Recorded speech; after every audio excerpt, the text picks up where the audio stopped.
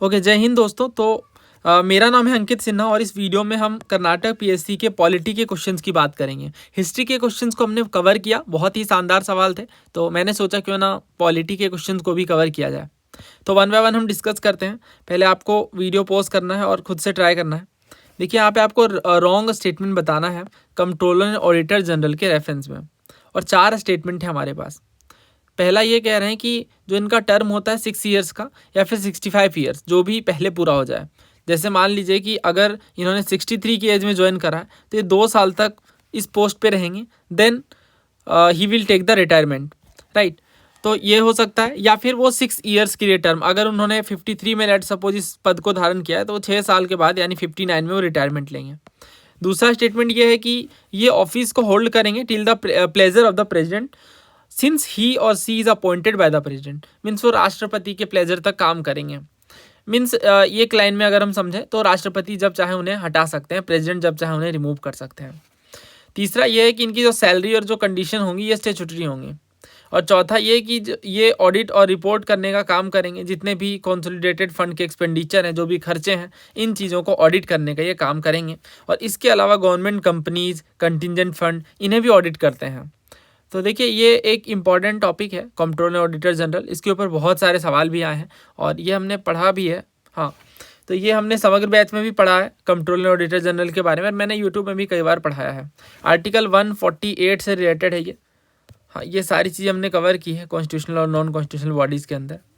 Okay, तो इसमें सबसे पहली चीज़ आपको ये ध्यान रखनी है कि आर्टिकल 148 में कंट्रोलर ऑडिटर जनरल की बात की गई है और ये इंडियन ऑडिट और अकाउंट डिपार्टमेंट के हेड होते हैं। दैट मीन्स अगर हम सिंपल वर्ड्स में समझें तो पार्लियामेंट के जो भी खर्चे हैं और बाकी चीज़ें, इन चीज़ों को मैनेज करने का काम कंट्रोलर ऑडिटर जनरल का होता है। प्रेसिडेंट ही इन्हें अपॉइंट करते हैं by warrant under his hand and seal. और ये रिटायरमेंट के लिए हमने पढ़ा 6 ईयर्स या 65 ईयर्स, जो भी पहले हो। और प्रेसिडेंट के द्वारा ये रिमूव किए जाते हैं, जैसे कि जो सुप्रीम कोर्ट के रिमूवल के जो ग्राउंड्स होते हैं, उन्हीं ग्राउंड्स पर इन्हें हटाया जा सकता है।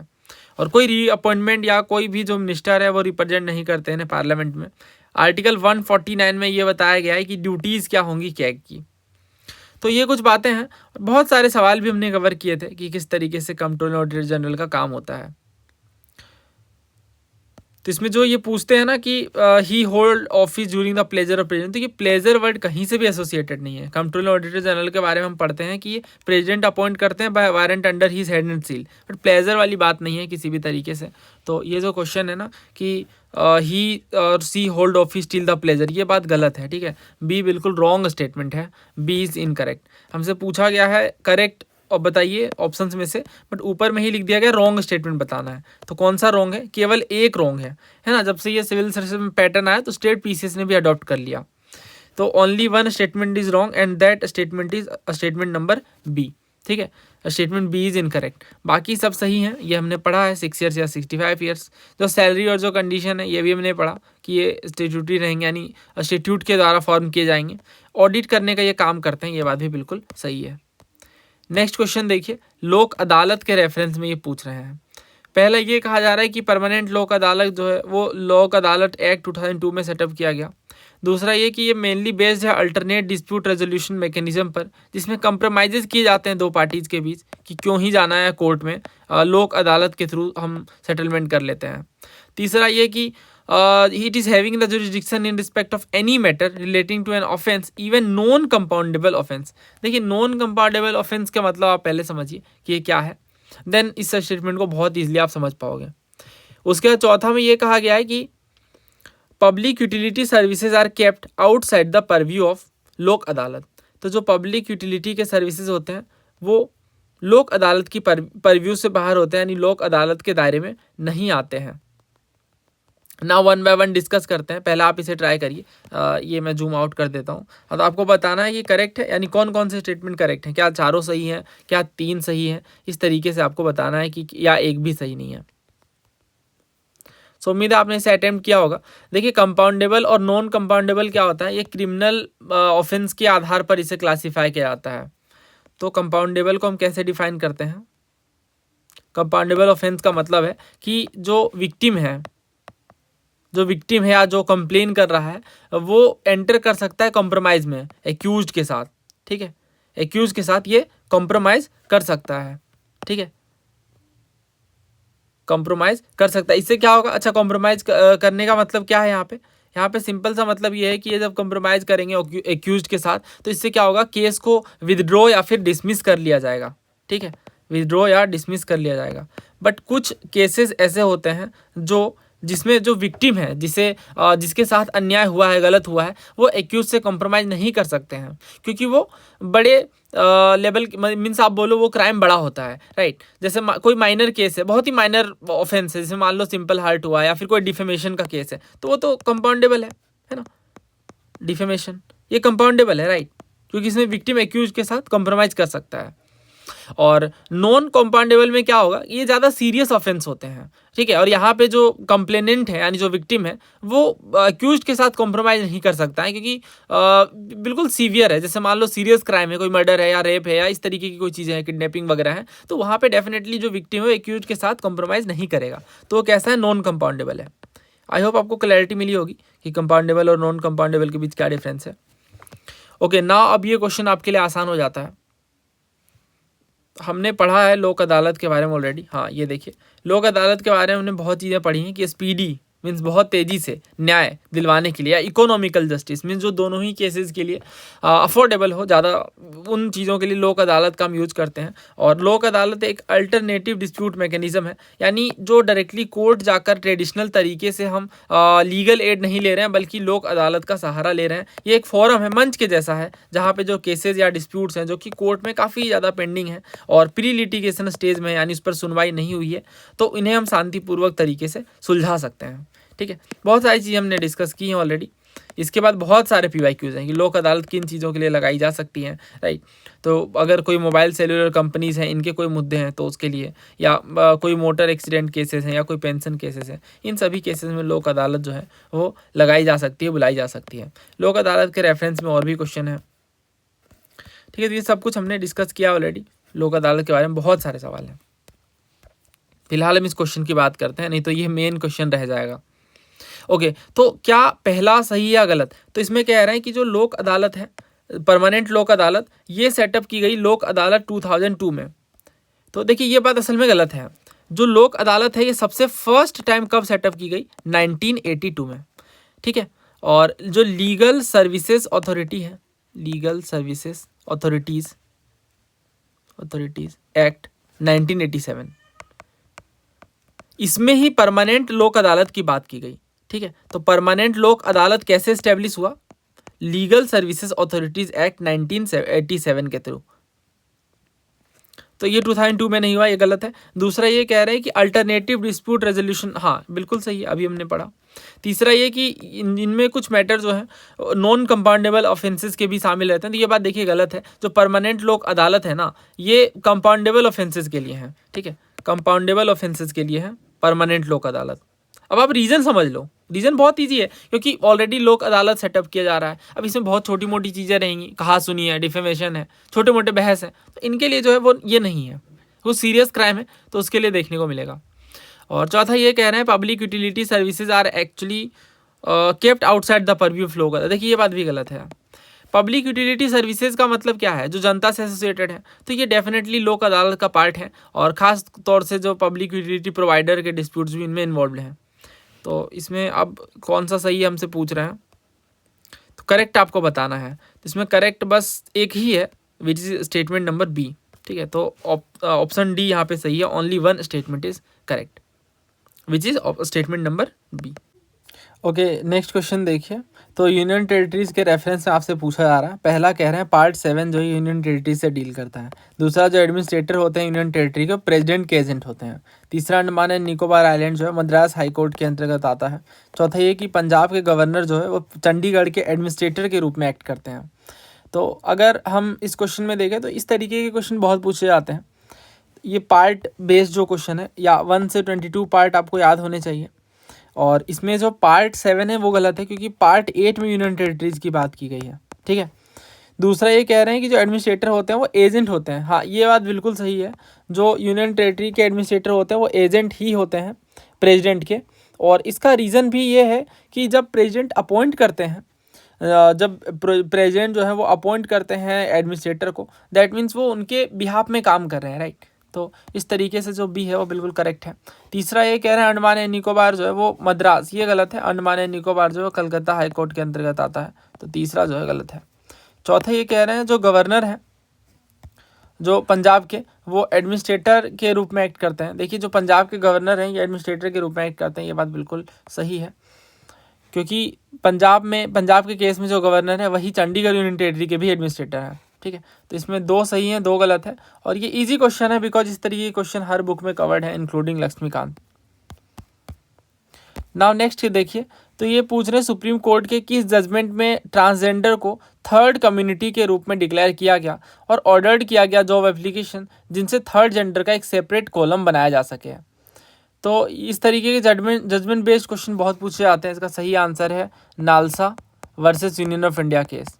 ओके, तो ये क्वेश्चन था जो CDS का है। इसमें पूछा गया आपसे कि सेक्शन 377 की कॉन्स्टिट्यूशनैलिटी को चैलेंज किया गया किस ऑर्गेनाइजेशन के द्वारा। तो देखिए नाज फाउंडेशन के द्वारा ये चैलेंज किया गया सेक्शन 377 की कॉन्स्टिट्यूशनैलिटी को, और इसी से एसोसिएटेड है ये जो ये सेकेंड स्टेटमेंट है। नवतेज सिंह जौहर केस के बारे में आपको ऑलरेडी पता होगा, डीक्रिमिनलाइज किया गया किसे, सेक्शन 377 को।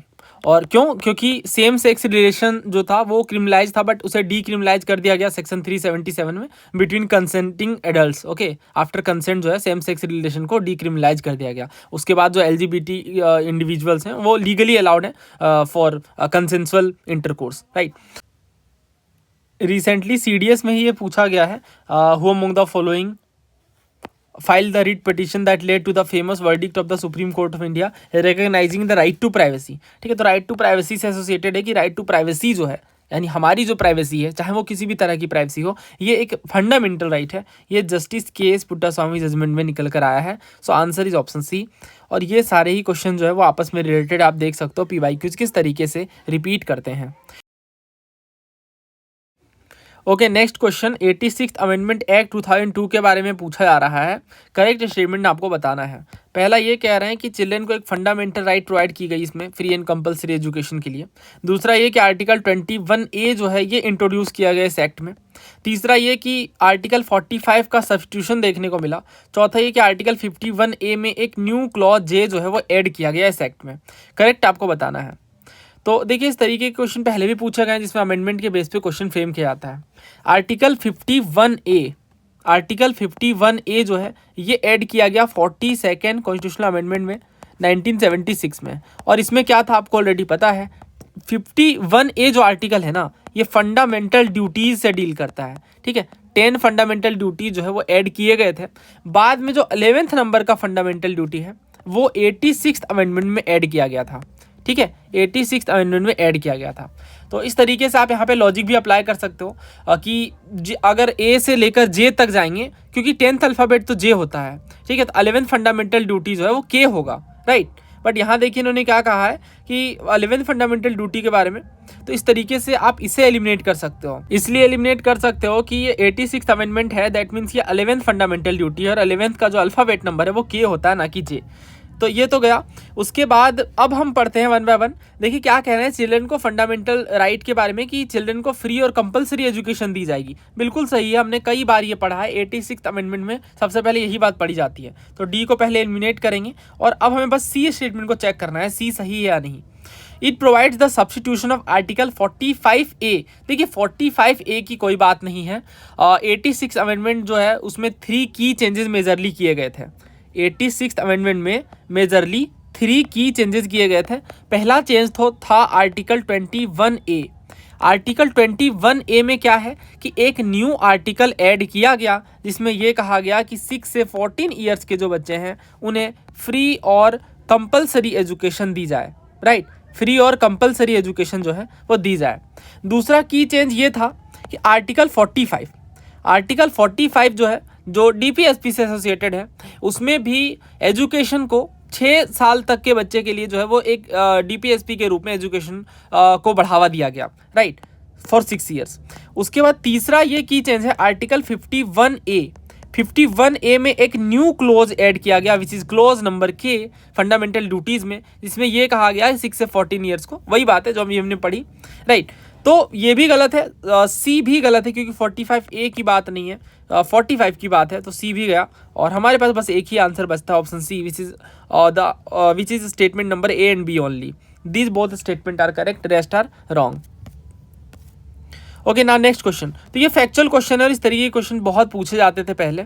आपसे सिंपली पूछा गया है कि जो राज्यसभा के मेंबर का इलेक्शन प्रोसेस है ये किस देश से लिया गया है, which is PR method, proportional representation method. देखिए 2 मेथड होते हैं, एक FPTP दूसरा PR, ये पता होगा आपको। फर्स्ट पास द पोस्ट में ये है कि आपको सिंपली जाकर वोटिंग करनी है, जिसके ज़्यादा वोट है वो जीत जाता है। बट प्रोपोर्शनल रिप्रेजेंटेशन जो है वो कॉम्प्लेक्स है, इसमें रेशियो के बेसिस पर वोटिंग होती है, ठीक है। अच्छा ये देखिए राज्यसभा के बारे में पूछ रहे हैं कि राज्यसभा का इलेक्शन प्रोसेस कहाँ से लिया गया है, या आप पढ़ सकते हो साफ तौर से। ये मैंने जो स्लाइड लगाई है ये हर बुक में कवर्ड है इंक्लूडिंग लक्ष्मीकांत। तो ये किस देश से लिया गया, साउथ अफ्रीका से लिया गया है। देखिए साउथ अफ्रीका वाले कॉलम में देखिए इसके PYQs मैंने नहीं लिखे हैं बिकॉज इस पर हर एक स्टेटमेंट पे क्वेश्चन बना है, तो ये हम ऑलरेडी कवर करते ही है। जरूरी चीज़ ये है कि rule of law, parliamentary government, single citizenship, ये चीज़ें ब्रिटिश कॉन्स्टिट्यूशन से है। इसके अलावा जो फंडामेंटल राइट है ये बहुत बार पूछते हैं, जो कि US के कॉन्स्टिट्यूशन से लिया गया है। आयरिश कॉन्स्टिट्यूशन से DPSP लिया गया, ये भी बहुत ज़्यादा पूछा जाता है, बहुत इंपॉर्टेंट है। हाँ एक चीज़ और गौर करिएगा, जो राज्यसभा के मेंबर्स का नॉमिनेशन है ये आयरलैंड से लिया गया है, बट जो राज्यसभा के मेंबर्स का इलेक्शन प्रोसेस है यह साउथ अफ्रीका से लिया गया है। इसमें बारीकी से क्वेश्चन बन सकता है। एक और क्वेश्चन बनता है बहुत ज़्यादा, वो ये कि फंडामेंटल राइट कहाँ से लिया गया है। तो फंडामेंटल राइट लिया गया है USA से, बट जब इमरजेंसी लगती है उस टाइम पे फंडामेंटल राइट्स को सस्पेंड कर दिया जाता है। ये प्रोसेस कहाँ से लिया गया है, तो ये लिया गया जर्मनी से। जर्मनी के वाइमर कॉन्स्टिट्यूशन से लिया गया है, ये बहुत पूछते हैं, ध्यान रखिएगा, इंपॉर्टेंट है। जर्मनी के वाइमर कॉन्स्टिट्यूशन से, ये देखिए ये वाइमर कॉन्स्टिट्यूशन से कि फंडामेंटल राइट सस्पेंड करता है, ये इंपॉर्टेंट है। ओके तो नेक्स्ट क्वेश्चन देखिए, इसमें पूछा जा रहा है किस केस में सुप्रीम कोर्ट ने सेक्स वर्क को एज अ प्रोफेशन रिकग्नाइज किया है। तो देखिए इसका जो सही आंसर है वो ऑप्शन 4 है, Buddhadev Karmaskar versus state of West Bengal. ये लैंडमार्क जजमेंट 2011 का है। इसमें सुप्रीम कोर्ट ने ये रिकग्नाइज किया, इस बात की पुष्टि करी कि जो सेक्स वर्क है वो एक तरीके का लेजिटिमेट प्रोफेशन है, ये वैध है, लेजिटिमेट है। और इसी के साथ ही ये गवर्नमेंट को ये डायरेक्ट किया कि जो सेक्स वर्कर अपने प्रोफेशन को छोड़ना चाहते हैं, लीव करना चाहते हैं, उन्हें असिस्टेंट मिले, मदद मिले और रिहेबिलिटेशन के लिए हेल्प दी जाए। तो इसलिए सही आंसर वो ऑप्शन 4 है। और ये एक सिग्निफिकेंट शिफ्ट देखा गया इस केस को, क्योंकि एक लैंडमार्क इवेंट रहा लीगल पर्सपेक्टिव से भी, क्योंकि सेक्स वर्कर्स को बहुत सारे प्रॉब्लम्स फेस करने पड़ते थे। और इस तरीके से इसका जो सही आंसर है वो ऑप्शन 4 है। ओके नाउ आगे बढ़ते हैं। देखिए इसमें पूछा गया कि डॉक्टर राजेंद्र प्रसाद जो है वह किन कमिटीज़ के चेयरमैन के रूप में सर्व किया था उन्होंने। पहला कह रहा है रूल्स ऑफ प्रोसीजर कमेटी, दूसरा स्टीयरिंग कमेटी, तीसरा है फाइनेंस एंड स्टाफ कमेटी, चौथा एडहॉक कमेटी, पांचवा order of the business committee. तो देखिए कमिटीज़ को हमने कवर किया है, राइट। कुछ तो मेजर कमिटीज़ हैं जैसे union power committee, union constitution committee, provincial constitution committee, drafting committees. और इसके बाद रूल्स ऑफ प्रोसीजर कमेटी है जिसके चेयरमैन डॉक्टर राजेंद्र प्रसाद हैं। स्टेट्स कमेटी हैं, उनके जो चेयरमैन थे वो जवाहरलाल नेहरू जी थे। और स्टीयरिंग कमेटी के भी राजेंद्र प्रसाद थे चेयरमैन, ठीक है। फाइनेंस एंड स्टाफ कमेटी के भी चेयरमैन राजेंद्र प्रसाद थे और ये एक तरीके की माइनर कमेटी थी। बट यहाँ पूछ रहे हैं ऑर्डर ऑफ बिजनेस कमेटी, तो ऑर्डर ऑफ बिजनेस कमेटी के चेयरमैन थे डॉक्टर KM मुंशी, ठीक है, डॉक्टर KM मुंशी। तो चौथा जो है वो गलत, पांचवा जो है वो गलत है, ऑर्डर ऑफ बिजनेस कमेटी, यानी ई रॉन्ग है, ई को आप एलिमिनेट कर दीजिए ना। डी चेक करना है, ad hoc committee on the national flag. तो देखिए ad hoc committee on the national flag के भी चेयरमैन डॉक्टर राजेंद्र प्रसाद ही हैं और ये हमने ऑलरेडी कवर किया है समग्र बैच में। तो इसका जो सही आंसर है वो क्या होगा, A, B, C and D, ठीक है, option number 2 is correct. Okay तो नाउ नेक्स्ट क्वेश्चन देखिए, आर्टिकल 12 के बारे में पूछ रहे हैं। पहला ये कह रहे हैं आर्टिकल 12 में क्या शामिल है, गवर्नमेंट और पार्लियामेंट शामिल है, गवर्नमेंट और स्टेट लेजिस्लेचर शामिल है, सारे ही लोकल अथॉरिटीज़ और बाकी जितनी भी अथॉरिटीज़ हैं वो शामिल हैं। और चौथा ये कि इनमें स्टेट्यूटरी अथॉरिटीज़ जो है वो इंक्लूडेड नहीं है। तो देखिए आर्टिकल 12 की अगर हम बात करें तो आर्टिकल 12 में स्टेट की डेफिनेशन दी गई है, राइट। और स्टेट की डेफिनेशन में पहले भी क्वेश्चन पूछे गए हैं, जैसे CDS का ये क्वेश्चन आप देख सकते हो, इसमें पूछा गया था कि स्टेट की डेफिनेशन एज पर आर्टिकल 12 क्या है। पहला ये कि केवल गवर्नमेंट ऑफ इंडिया को रेफर करती है, दूसरा ये गवर्नमेंट ऑफ इंडिया और पार्लियामेंट दोनों को रेफर करती है, तीसरा ये government of India, parliament of India, state के गवर्नमेंट और लेजिस्लेचर शामिल है, और चौथा ये कह रहे हैं कि government of India, parliament, state legislature और स्टेट गवर्नमेंट, इसके अलावा सारे ही लोकल अथॉरिटीज़ भी शामिल हैं। तो ये बेयर एक्ट में आप साफ तौर से पढ़ोगे कि हाँ आर्टिकल 12 में सारी चीज़ें शामिल हैं, गवर्नमेंट ऑफ इंडिया भी शामिल है, पार्लियामेंट भी शामिल है, स्टेट लेजिस्लेचर गवर्नमेंट भी शामिल है और सारे लोकल अथॉरिटीज़ भी शामिल है। So answer is option D. इसी तरीके का क्वेश्चन सिविल सर्विसेज में भी पूछा गया था, जिसमें आपसे पूछा गया कि स्टेट को कौन सा टर्म डिफाइन करता है बेस्ट पॉसिबल वे में। तो देखिए इसका आंसर ऑप्शन ए है। ये लोगों की कम्युनिटी है जो कि परमानेंटली ऑक्यूपाई किया गया एक डेफिनेट टेरिटरी को, जिसमें किसी तरह का कोई एक्सटर्नल कंट्रोल नहीं है, बाहरी आक्षेप नहीं है, और ये ऑर्गेनाइज्ड गवर्नमेंट को शामिल करके रखे हैं स्टेट के अंदर, ठीक है।